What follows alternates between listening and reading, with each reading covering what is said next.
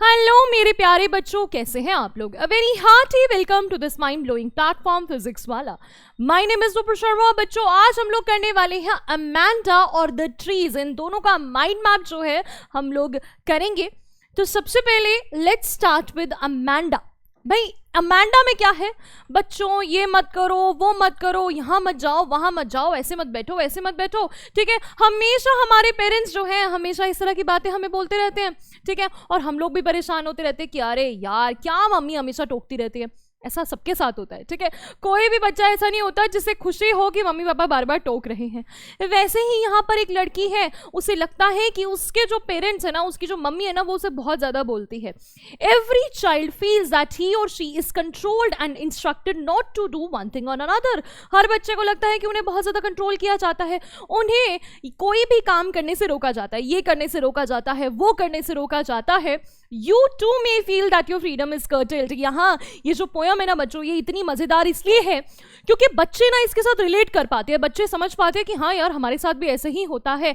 हर बच्चे को लगता है कि उनकी फ्रीडम को कर्टेल किया जा रहा है, यानी कि कम किया जा रहा है, उनकी फ्रीडम उनसे छीनी जा रही है। वैसा ही इस पोयम को पढ़ते वक्त हमें महसूस होता है। Don't bite your nails, Amanda. Don't hunch your shoulders, Amanda. Stop that slouching and sit up straight, Amanda. भाई मम्मी क्या बोल रही है उसके? यहाँ बोल रही है don't bite your nails. अपने नाखून मत चबाओ, Amanda. अपने shoulders को ऐसे hunch मत करो, hunch यानी ऐसे झुकाओ मत अपने shoulders को। Stop that slouching and sit up straight. Slouching का मतलब होता है ऐसे फैल कर बैठ जाना, जब हम बहुत लेजरली बैठते हैं ऐसे बैठते हैं। अब इसे बंद करो और सीधी बैठो। अब उसकी जो मम्मी है, यहाँ पर अमांडा की जो मदर है, वो मानती है कि जो एक सोसाइटी है ना, सोसाइटी में कुछ रहने के तरीके होते हैं, ठीक है। तरीके होते हैं, जैसे हमारे पेरेंट्स भी हमें मैनर्स सिखाते थे कि भाई बच्चों ऐसे मत करो, वैसे मत करो, किसी के सामने हमें चिल्लाना नहीं चाहिए, हमें इस तरह से बैठना चाहिए, इस तरह से चलना चाहिए, खासकर औरतों को, खासकर विमेन को। ये जो दोनों पोएम्स है ना, यहाँ विमेन को ही फोकस करिए। तो यहाँ ये लड़की है, विमेन है, ठीक है। तो इसको भी ऐसा फील हो रहा है कि मेरे साथ ना, मैं ये सोसाइटी के जो नॉर्म्स है ना, इन्हें एक्सेप्ट नहीं कर सकती, मुझे ये सब पसंद नहीं है। लेकिन उसकी मम्मी उसे बार बार ये सब कहती रहती है। अब यहाँ पर पैराग्राफ में वो लिखा है जो ये सब सुनने के बाद उसके मन में चल रहा होता है। मम्मी कुछ और कह रही है, इसके मन में कुछ और ही चल रहा है।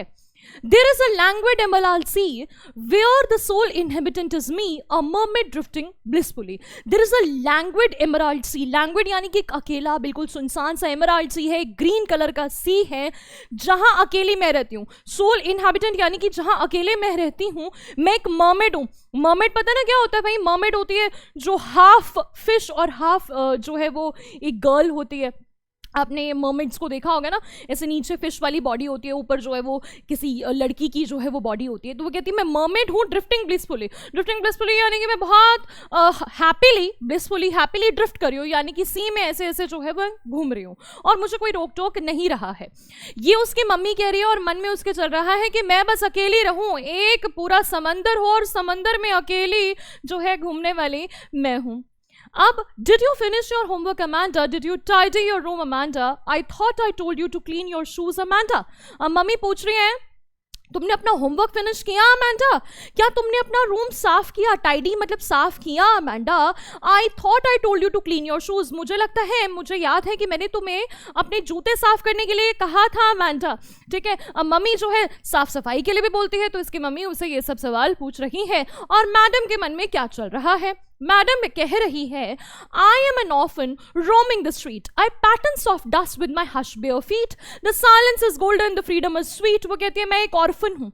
ऑर्फन यानी कि मैं एक अनाथ हूँ, ठीक है। अपने आप को अनाथ कह रही है। रोमिंग द स्ट्रीट कि मैं सड़कों पर जो है वो भटक रही हूँ, ये इसकी इमेजिनेशन है कि मैं एक ऑर्फन हूँ और मैं सड़कों पर घूम रही हूँ। आई पैटर्न सॉफ्ट डस्ट, मैं जो सॉफ्ट डस्ट का मतलब है नीचे जो मिट्टी है ना, मैं उससे पैटर्न्स बना रही हूँ अपने हश्ड बेयर फीट से। हश्ड बेयर फीट यानी कि हश्ड यहाँ पर बोला गया है बेयर फीट, जो उसके नंगे पाँव हैं उन्हें वो कह रही है वो बिल्कुल शांत नंगे पाँव। अब यहाँ वो कहना चाहती है कि पाँव जो है वो शांत नहीं है, बल्कि पूरा एटमॉस्फेयर जो है वो शांत है। ये बच्चों एक याद रखना, ये जो हश्ड बेयर फीट है, this is your transferred epithet. ये है एक ट्रांसफर्ड एपिथेट। उसके कहने का मतलब है कि ये माहौल एकदम शांत है, जहां मैं ऐसे घूम रही हूँ एक ऑर्फन की तरह, ऑर्फन यानी अनाथ की तरह, और मैं ऐसे ऐसे पैटर्न्स जो हैं वो अपने पैर से बना रही हूँ, अपने शांत पैरों से। शांत पैर नहीं है, पूरा का पूरा इन्वायरमेंट जो है वो शांत है। ट्रांसफर्ड एपिथेट का मतलब होता है जब हम लोग एक छोटे से पार्ट का यूज करते हैं पूरे होल को एक्सप्लेन करने के लिए। ठीक है, हमने ट्रांसफर कर दिया है, पूरी बॉडी को ट्रांसफर कर दिया पैरों में कि पैर जो है वो शांत है, लेकिन हमें पता है कि वो चाहती है कि बिल्कुल शांति हो। The silence is golden, the freedom is sweet. क्योंकि शांति क्यों चाहती है वो? क्योंकि साइलेंस गोल्डन है। वो साइलेंस को गोल्ड से कंपेयर करिए, वो कह रही है कि साइलेंस इतनी गोल्डन। गोल्डन क्या होती है? गोल्डन उस चीज के लिए यूज होता है जो चीज बहुत ही ज्यादा मतलब इनवैल्यूएबल होती है। गोल्ड बहुत ज्यादा महंगा होता है, तो वो कह रही है साइलेंस गोल्डन है, इतना बढ़िया है।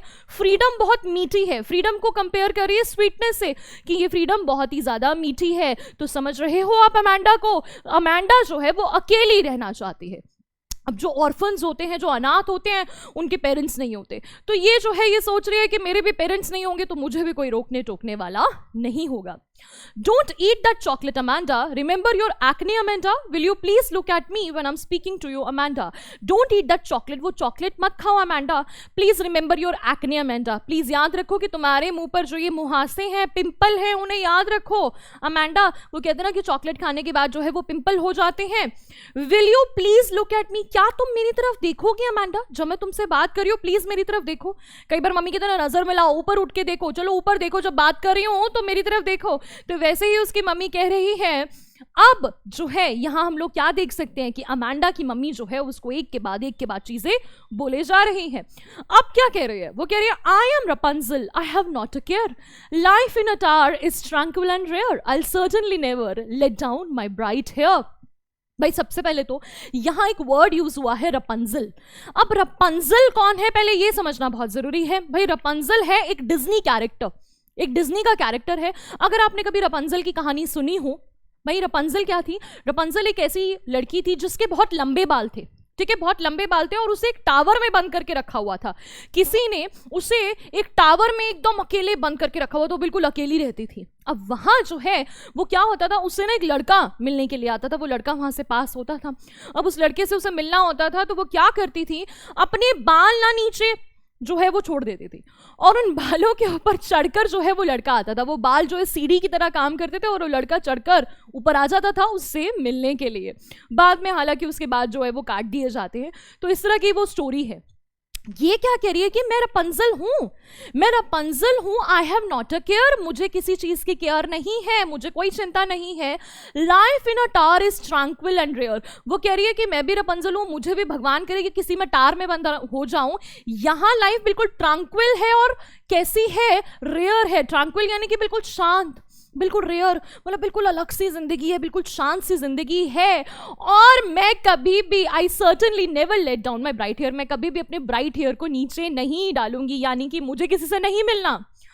ये अमांडा को शांति इतनी पसंद है, इसे अकेला रहना इतना ज्यादा पसंद है कि कह रही है कि मैं रपंजल होंगी भी ना तभी मैं कभी अपने बाल नीचे नहीं मतलब ऐसे करूंगी। मुझे किसी राजकुमार की जरूरत नहीं है, मैं नहीं चाहती कि मैं किसी से मिलूं, मुझे बस अकेले रहना है, मुझे इस टावर में बिल्कुल मजे से अकेले रहना है।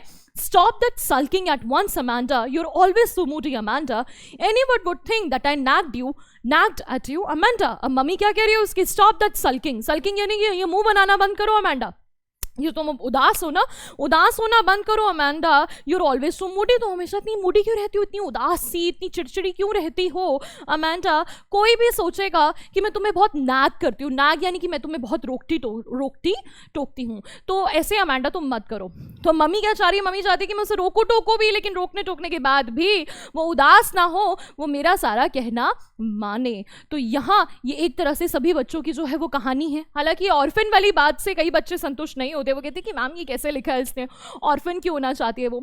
यहाँ एक्चुअली ऑर्फन का मतलब ये है कि she wants to be alone in the world, उसे अकेलापन इतना पसंद है। वो कहते हैं ना कि जब तक हम पेरेंट्स के साथ रहते हैं तब तक हमें अपने पेरेंट्स की इंपॉर्टेंस समझ में नहीं आती। ये तो होता है जब हम अपने पेरेंट्स से दूर हो जाते हैं, कहीं जॉब के लिए चले जाते हैं, बहुत उनसे डिस्टेंस हमारा बढ़ जाता है, तब हमें उनकी इंपॉर्टेंस समझ में आती है। तो अमांडा अभी छोटी है, पेरेंट्स के पास रहती है, मम्मी की चिक चिक चिक चिक उसे पसंद नहीं है। ठीक है जी। तो यहाँ इसका जो है फटाफट से हम लोग इसके फीचर्स देख लेते हैं, इसका माइंड मैप देख लेते हैं। देखो सबसे पहले भाई पोएटिक डिवाइसेस पे हम लोग फोकस करते हैं। पोएटिक डिवाइसेस इसमें क्या क्या है? रिपीटिशन है यहाँ पर। रिपीटिशन किसकी है? Amanda, stop, don't, did.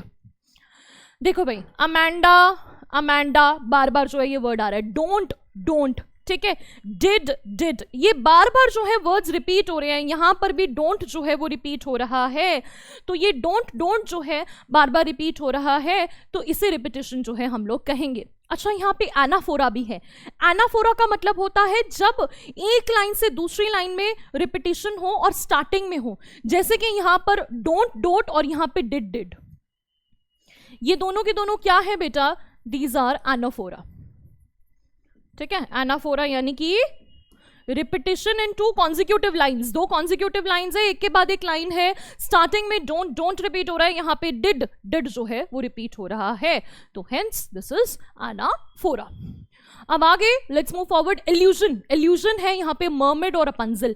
Illusion होता है उस पोएटिक डिवाइस को कहते हैं जब किसी फेमस पर्सन, प्लेस और थिंग का नाम लिखा जाता है।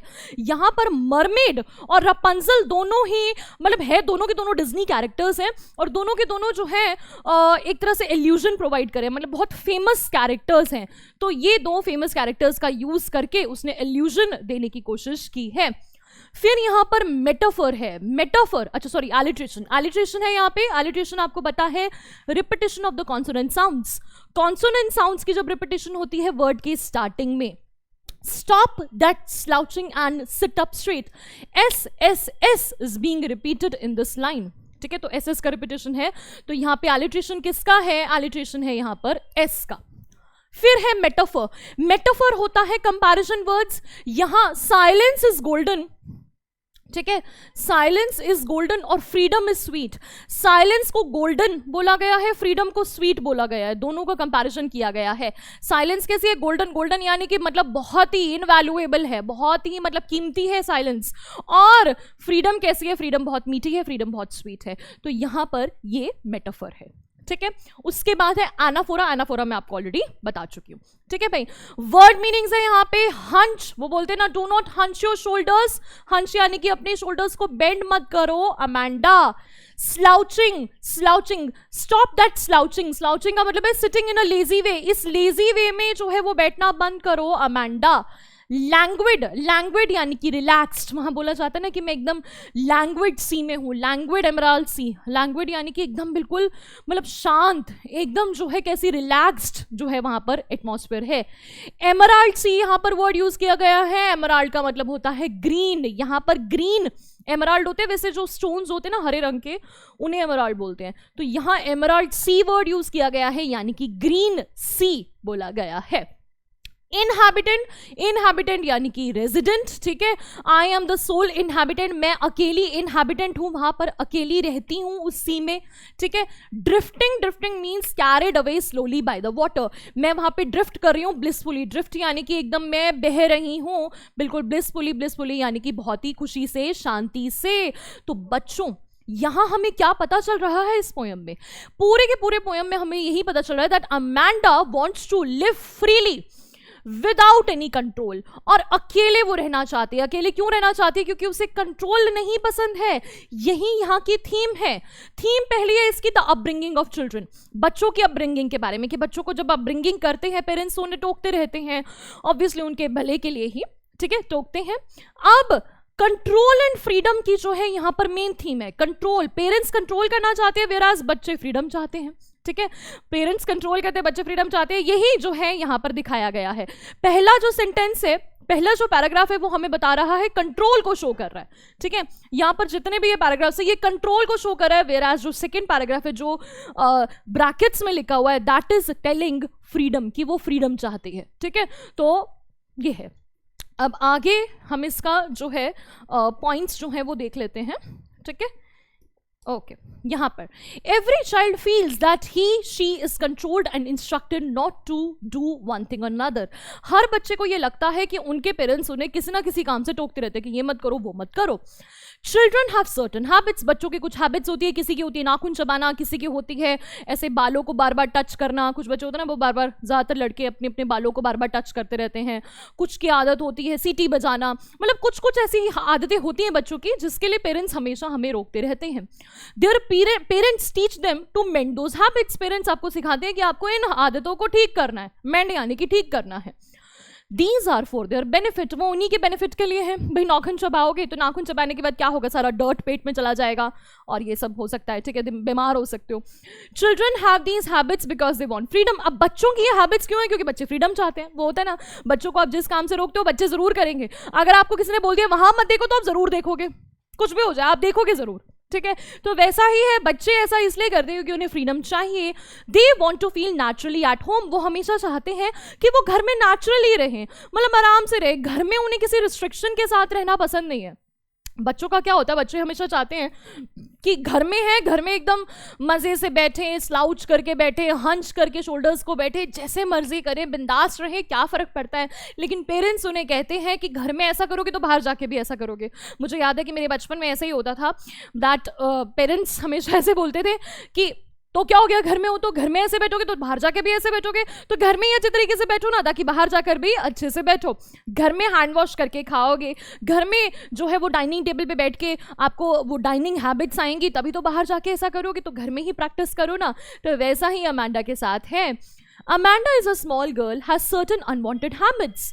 अमांडा भी एक छोटी सी लड़की जिसके पास सर्टन अनवांटेड हैबिट्स हैं, कुछ उसके पास अनवांटेड हैबिट्स हैं, ठीक है। She is politely asked to mend those habits, उसकी मम्मी उसे बहुत पोलाइटली बड़े प्यार से बोल रही है कि अमांडा अपनी इन आदतों को ठीक कर लो। But she seems to live in her own world as she is moody, लेकिन वो अपनी खुद की दुनिया में रहना चाहती है क्योंकि वो बहुत ज़्यादा कैसी है, मूडी है। जी हाँ, मूडी है, मूड होता है तो करती है, नहीं तो नहीं करती, चिड़चिड़ी सी है। तो यहाँ अमांडा खत्म हो जाता है ये वाली पोयम और हम आ जाते हैं द ट्रीज पर। भाई बच्चों, ये जो द ट्रीज पोयम है बहुत इंपॉर्टेंट है, बहुत इंपॉर्टेंट है और बड़ी ही डिफरेंट टाइप ऑफ पोयम है ये। इसमें क्या है, हम बार बार जो है ना वो क्या करते रहते हैं, ट्रीज ट्रीज वर्ड जो है वो सुनते रहते हैं कि ट्रीज जो है वो घर से बाहर निकलना चाहते हैं, ट्रीज ये करना चाहते हैं, ट्रीज वो करना चाहते हैं, ट्रीज सारी वॉल्स को ब्रेक करके बाहर आना चाहते हैं। अब हम लोग सोचते हैं कि अरे भाई ट्रीज तो इमूवेबल है, स्टेशनरी है, तो वो क्यों बाहर आना चाहते हैं। दरअसल इस पोयम को अगर आपको समझना है then you must understand one thing, वो ये है कि ये जो ट्रीज हैं ये रिप्रेजेंट कर रहे हैं विमेन को। ये जो पोयम है ये पूरी की पूरी जो है वो सिंबॉलिक या मेटाफोरिक मीनिंग है, मतलब मेटाफोरिक पोयम है। होता है ना कि हर पोएम के दो मीनिंग्स होते हैं, एक मेटाफोरिक होता है और एक लिटरल होता है। अगर आप इसका लिटरल मीनिंग समझने की कोशिश करोगे तो आपको कभी समझ नहीं आएगा, आपको इसका मेटाफोरिक सिंबॉलिक मीनिंग समझना है। जहां जहां ट्रीज लिखा है वहां वहां समझ लो कि विमेन बोला गया है, बेसिकली वो विमेन की बात करें। अगर लिखा है कि ट्रीज बाहर जाना चाह रहे हैं, इसका मतलब है कि women want to go out, women जो है वो बाहर जाना चाह रहे हैं, ठीक है। यही है इसकी, अगर हम शॉर्ट समरी को देखें, देखो भाई, the trees in the house want to break the walls of the house, जो ट्रीज हैं वो घर की दीवारों को तोड़कर बाहर जाना चाहते हैं। And move to the forest, वो जो है वो फॉरेस्ट में जाना चाहते हैं। The poem reflects how women want to be free of the walls of the society. जो ये पोएम है ये रिफ्लेक्ट करिए कि कैसे औरतें जो है वो घरों से बाहर निकलना चाहती हैं। लिखा यहाँ पर क्या है कि ट्रीज बाहर निकलना चाहते हैं, बेसिकली ट्रीज नहीं बाहर निकलना चाहते, विमेन जो हैं, भाई विमेन को हमेशा कंट्रोल करके रखा जाता है, जो मेन है उन्हें कंट्रोल करके रखते हैं, ठीक है। लेकिन ये जो विमेन है ये अपने घर से बाहर निकलना चाहती हैं। They want to be free of the walls of the society, they want to move and participate in the society, वो इस सोसाइटी में पार्टिसिपेट करना चाहती हैं। यहाँ पोएटिस जो है वो बार बार एक ही बात कह रही है कि मैं जो है ना यहाँ देख रही हूँ कि औरतें, जो ये ट्रीज हैं, औरतें नहीं, जो ट्रीज हैं वो बाहर निकलने की कोशिश कर रहे हैं। मुझे ट्रीज की आवाज आ रही है कि ट्रीज ने अपने वॉल्स को ब्रेक कर दिया है, शीशों को, ग्लास को ब्रेक कर दिया और वो बाहर निकल आई हैं। फिर वो ये भी कहती है कि मैंने डायरेक्टली नहीं बोला कि वो बाहर निकलना चाहती है, यानी कि वो विमेन को डायरेक्टली नहीं बोल रही है, इनडायरेक्टली ट्रीज वर्ड का यूज करके बोल रही है कि विमेन जो है वो घरों से बाहर निकलना चाहती है। हमें पता है कि women are always kept in the shackles, उन्हें हमेशा बांध कर जो है वो रखा जाता है, लेकिन यहाँ जो है वो बंधने के लिए तैयार नहीं है। वो कहती हैं कि वो पूरी तरीके से रेडी हैं, वो अच्छी तरीके से हील हो चुकी हैं, एकदम जो है वो तैयार है बाहर निकलने के लिए, क्योंकि वो भी कुछ डिफरेंस लाना चाहती हैं सोसाइटी में।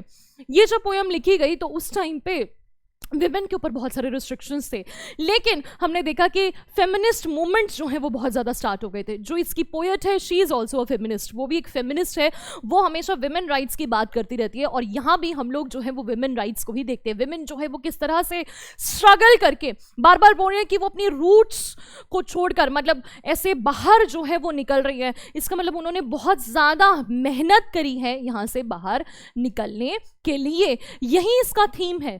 The poem highlights the struggle of women who make a mark in the outside world. ये उन औरतों के स्ट्रगल के बारे में बता रही हैं जो कि बाहर निकलती हैं एक वर्ल्ड में। अब कुछ अगर आपको कुछ करना है, औरतों को जो है वो इजीली वो कुछ नहीं कर सकती हैं, उन्हें बाहर निकलने के लिए, उन्हें कुछ भी करने के लिए बहुत ज्यादा मेहनत करनी पड़ती है। ठीक है, the trees moving out of the house symbolise women folk moving out of their house into the society. ये सिंबलाइज करिए कि औरतें सोसाइटी में बाहर निकलना चाहती हैं। एक बार फिर से इस पोएम को पढ़ो और जहां जहां ट्रीज लिखा है वहां काटकर वुमेन लिख दो, आपको समझ में आ जाएगी पूरी की पूरी पोएम, आपको समझ में आ जाएगा। ये आपको पता है, आपने हिस्ट्री में भी पढ़ा हुआ है कि विमेन ने कितना ज़्यादा स्ट्रगल किया है सिर्फ इंडिपेंडेंस को पाने के लिए। तो यही चीज़ यहाँ पर आपको बताई गई है। ठीक है, अब यहाँ की इमेजरी क्या है? Nature in motion, nature motion में आ चुका है। आपको पता है नेचर जो है वो स्टेशनरी, ट्रीज जो है वो स्टेशनरी हैं, लेकिन यहाँ वो मोशन में दिखाए गए हैं कि ट्रीज बाहर जा रहे हैं, वो शैकल्स को ब्रेक करना चाहते हैं। यानी कि विमेन जिन्हें ट्रीज से क्यों कंपेयर किया गया है? क्योंकि ट्रीज अपने मतलब रूट से जुड़े हुए होते हैं, इतनी बुरी तरीके से उन्हें जकड़ा होता है ना रूट्स ने। वैसे ही विमेन को किसने जकड़ के रखा होता है? सोसाइटी ने। तो जो रूट्स हैं वो क्या रिप्रेजेंट करती हैं? वो रिप्रेजेंट करती हैं सोसाइटी ने। किसी पेड़ को आपको उखाड़ना हो तो कितना जो है आपको फोर्स लगेगा, रूट्स जकड़ के रखती हैं। वैसे ही सोसाइटी से अगर औरतों को मतलब बाहर निकलना है, उनके मतलब शैकल से, उनकी पकड़ से आपको बाहर निकलना है, तो आपको बहुत ज्यादा मेहनत करनी पड़ेगी। ऑलमोस्ट बैटल लाइक इसकी टोन है। आप इस पोएम को पढ़ोगे ऐसा लग रहा है जैसे कोई बैटल, कोई संग्राम चल रहा है, औरतें ये कर रही हैं, वो कर रही हैं, बाहर निकलना चाहती हैं, ऐसा हो रहा है, वैसा हो रहा है। तो पूरा बैटल लाइक एटमॉस्फेयर जो है इसका बन जाता है। और वाकई में विमेन की जो लाइफ है वो एक बैटल से कम नहीं है। अब उन्हें बहुत सारे एडवांटेजेस मिल चुके हैं, अब उनकी लाइफ कंप्लीटली चेंज हो चुकी है, लेकिन पहले उन्होंने इसके लिए बहुत ज़्यादा स्ट्रगल किया है। ठीक है, अब हम लोग देख लेते हैं इसके पोएटिक डिवाइसेस। भाई पोएटिक डिवाइसेस यहाँ पर्सोनिफिकेशन है, यहाँ सन को पर्सोनिफाई किया गया है। पर्सोनिफिकेशन आपको पता है व्यक्तिकरण। सन के लिए लिखा है बरी इट्स फीट, कि सन जो है बरी इट्स फीट वर्ड यूज किया गया है कि अपने पैर बरी जो है हम लोग कर लेते हैं। बरी कौन कर सकता है? अपने फीट को कौन ऐसे कर सकता है? भाई सन में तो ये कैपेबिलिटी नहीं है पर्सन जैसी, पर यहाँ सन के लिए इस तरह का वर्ड बोला गया है, तो सन को यहाँ पर्सोनिफाई किया गया है। फिर यहाँ भी आनाफोरा देखने को मिलता है, no sun bury its feet, no insect hide. तो यहाँ पर नो और नो जो है वो रिपीट हो रहा है कॉन्जिक्यूटिव लाइंस में, तो यहाँ पर आनाफोरा है। सिमिली, यहाँ एक सिमिली देखने को मिलता है, लाइक न्यूली डिस्चार्ज्ड पेशेंट्स। जब औरतें घरों से बाहर निकलती हैं, बेसिकली जो ट्रीज यहाँ पर लिखा गया है कि ट्रीज जो हैं वो घरों से बाहर निकल रहे हैं, तो वो कैसे निकल रहे हैं? Like newly discharge patients. Discharge patients के साथ क्या कंपेयर किया गया? डिस्चार्ज पेशेंट्स कैसे होते हैं? डिस्चार्ज पेशेंट्स जब बाहर निकलते हैं ना हॉस्पिटल से, तो अभी भी वो मतलब आधे नींद में होते हैं, अभी भी वो मेडिसिन के थोड़े मतलब इफेक्ट में होते हैं। तो वो खुश भी होते हैं कि अरे चलो इतने दिन से हॉस्पिटल में बंद थे, बाहर जा रहे हैं, लेकिन उनके अभी भी उनका मेडिसिन का असर होता है, थोड़े ऐसे होते हैं, डिजीज से होते हैं। तो वैसे ही विमेन है, विमेन ने इतना ज़्यादा स्ट्रगल किया है कि वो थकी हुई हैं थोड़ी सी और बाहर निकल रही हैं, और बाहर निकलते हुए लेकिन बहुत ज़्यादा खुश हैं क्योंकि इतने टाइम से बंद थी, अब बाहर निकल के उन्हें बहुत ज़्यादा खुशी मिल रही है। फिर इमेजरी, यहाँ पर इमेजरी यूज की गई है। इमेजरी कैसी? टेक्टाइल इमेजरी यहाँ यूज की गई है। Small twigs with exertion. भाई इमेजरी अलग अलग तरीके की होती है। What do you mean by imagery? Imagery का मतलब होता है जब पोएट आपके 5 सेंसेस का यूज करके आपके मन में एक इमेज बनाता है। वो विजुअल इमेजरी हो सकती है कि आपके मन में इस तरह से वो एक इमेज बना रही है, विजुअल इमेजरी भी है यहाँ पर। आप एक्चुअली में इमेजिन कर सकते हो कि ट्रीज किस तरह से ग्लास को ब्रेक करके बाहर निकल रहे हैं, ठीक है। ऑल्फैक्टरी इमेजरी होती है, ऑल्फैक्टरी इमेजरी जैसे यहाँ पर बोला गया है। अब मैंने आपको इमेजरी सारी नहीं लिखी है, ये आपके होमवर्क में है, आपको सारी इमेजरीज इसमें नोटिस करनी है। ऑल्फैक्टरी इमेजरीज भी है क्योंकि वो बोलती है कि मैं स्मेल कर सकती हूँ, ठीक है, मैं स्मेल कर सकती हूँ, जो ट्विग्स हैं, बाउज हैं, उनकी जो है उनको स्मेल मैं कर सकती हूँ। तो यहाँ ऑल्फैक्टरी इमेजरी यूज की गई है। टेक्टाइल इमेजरी यूज की गई है। टेक्टाइल होता है फीलिंग ऑफ टच, हमारे 6 सेंसेस में से एक होता है ना, टच की जो फीलिंग होती है। स्किन जो होता है, तो हमारी स्किन का यूज किया गया है, इसमें लिखा है स्मॉल ट्विग्स विद एक्सर्शन, यानी कि वो बहुत धक्का मार रहे हैं, तो हम एक्चुअली धक्का फील कर सकते हैं। कि जैसे भाई आप खुद ही देखो कि किसी पेड़ को अगर बाहर निकलना होता है तो पेड़ कैसे, मतलब सारी चीजों को ब्रेक करके, कई बार आपने देखा वॉल्स के बीच में से पेड़ निकल आता है, ठीक है, दीवारों को तोड़कर, कभी जमीन को तोड़कर बाहर निकल आता है, क्योंकि उनके अंदर बहुत ज्यादा फोर्स होता है। तो ये फोर्स को हम एक्चुअली फील कर सकते हैं जब बोला जा रहा है एग्जर्ट करके निकल रही हैं। बेसिकली तो विमेन निकल रही हैं एग्जर्ट करके, विमेन भी बहुत ज्यादा धक्का मुक्की करके जो है वो बाहर निकली हैं। पर वो कैसे निकली हैं, ये फिजिकली धक्का मुक्की नहीं है, ये बेसिकली अपने जो रूल्स हैं उन्हें ब्रेक करके वो बाहर आई हैं। तो आई होप आपको ये वाली पोएम जो है वो समझ में आ गई होगी। बस आपको क्या करना है, पोएम को पढ़ते वक्त विमेन के साथ जो है उसे रिप्लेस कर देना है ट्रीज को, ठीक है। आई होप ये दोनों की दोनों पोएम्स आपको समझ में आ गई होंगी। दोनों के दोनों एक तरह से कंट्रोल के बारे में है, ऑल्दो बहुत ऑपोजिट है, लेकिन है दोनों ही गर्ल्स के बारे में। कि वहां भी बोला जा रहा है, अमांडा भी फील करती है कि सोसाइटी ने कुछ जो है रूल्स बनाए हैं, उसको कैसे जीना चाहिए उसके लिए, पर वो उन सभी रूल्स को ब्रेक करना चाहती है। दूसरी ओर भी हम लोग यही देखते हैं कि जो ट्रीज हैं और यानी कि जो विमेन है वो भी सारे रूल्स को ब्रेक करके बाहर निकलने के लिए एकदम रेडी हैं। चलिए, thank you so much for this video. मिलेंगे नेक्स्ट वीडियो में, till then take care, bye bye, thank you.